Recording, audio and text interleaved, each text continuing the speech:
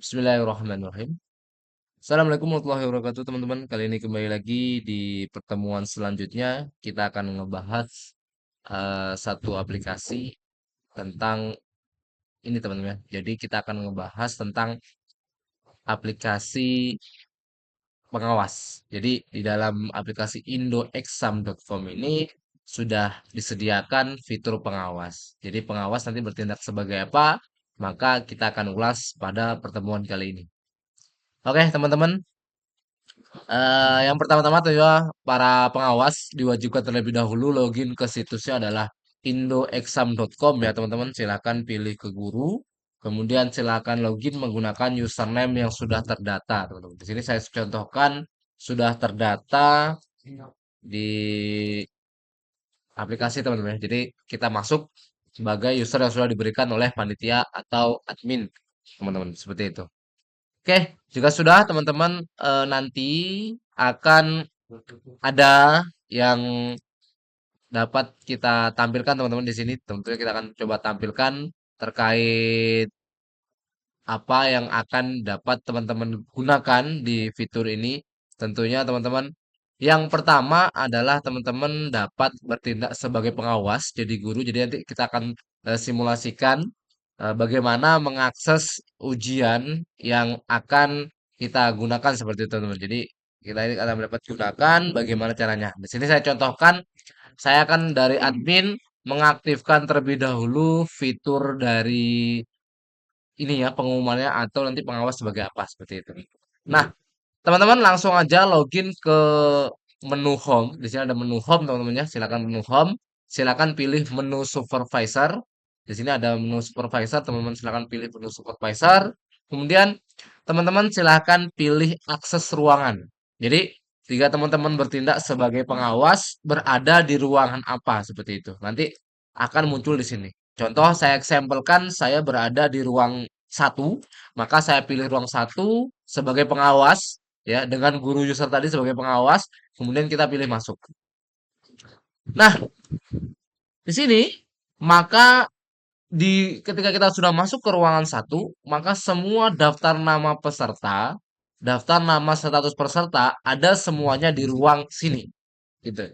Jadi nanti untuk memulai ujian gitu, untuk memulai ujian para pengawas dapat melihat di menu tiga di pojok sebelah kanan ini. Yang pertama adalah menu informasi.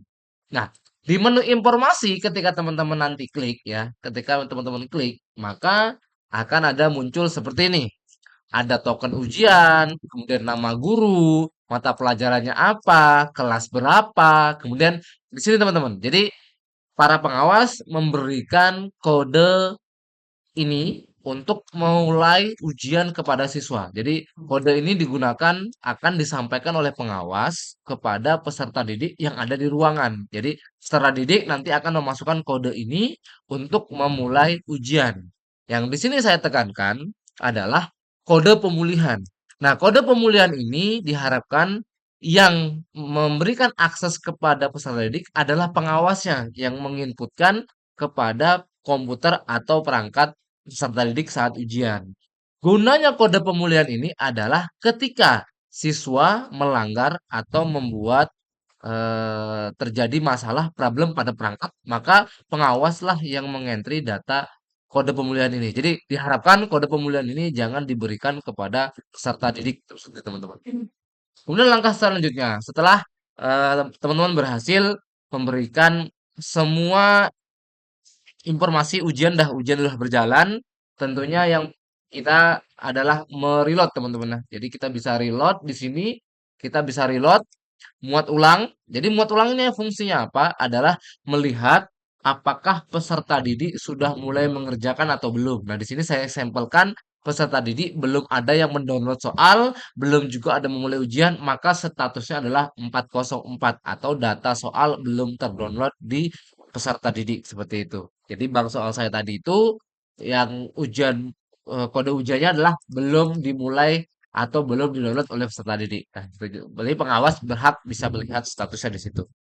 Kemudian ada fitur yang ketiga yang ada di pojok sebelah kanan sini teman-teman. Silakan di sini ada berita acara. Jadi para pengawas diharapkan bisa mengisi berita acara secara online. Tanggal ujiannya berapa? Misalnya jam ujian dimulai pukul 07.00, kemudian berakhirnya pukul 10.00 gitu ya. Mata pelajarannya misalnya saya eksempelkan adalah simulasi serta didik. Nah, di sini saya jelaskan jika peserta didik belum ada yang mendownload soal atau belum ada yang mengerjakan, maka namanya akan terdata otomatis di dalam peserta didik yang tidak hadir, seperti itu. Jadi, apapun peserta tidak melakukan ujian, maka dianggap tidak hadir. Jadi, ini terisi otomatis, jadi teman-teman tidak usah mengisi. Nanti jika seandainya soal tersebut sudah terdownload semua satu kelas, maka ini pun nanti juga akan terdownload otomatis. Jadi udah akan terisi yang hadir otomatis seperti itu teman-teman. Nah, nama pengawas ini boleh ditambahkan dengan nama pengawas. Misalnya saya adalah nama pengawas ya, gurunya misalnya si ABM aja.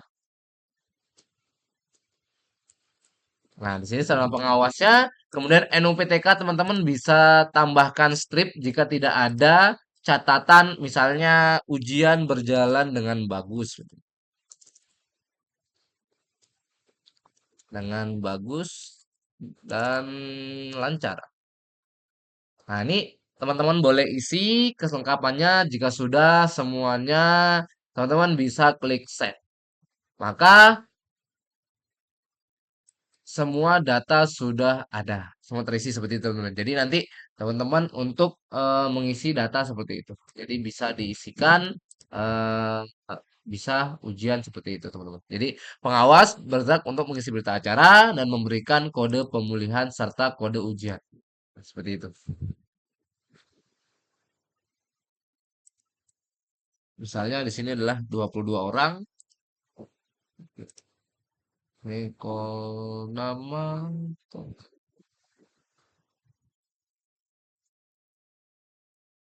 Gitu. Jadi seperti itu. Jadi teman-teman nanti bisa save jika ujian sudah berlangsung atau sudah berjalan. Jadi datanya sudah sesuai yang ada di sini teman-teman. Untuk isiannya. Jadi diharapkan pengawas juga dapat mengakses fitur ini. Mungkin cukup sekian untuk materi dan cara mengatur fitur dari pengawas. Assalamualaikum warahmatullahi wabarakatuh.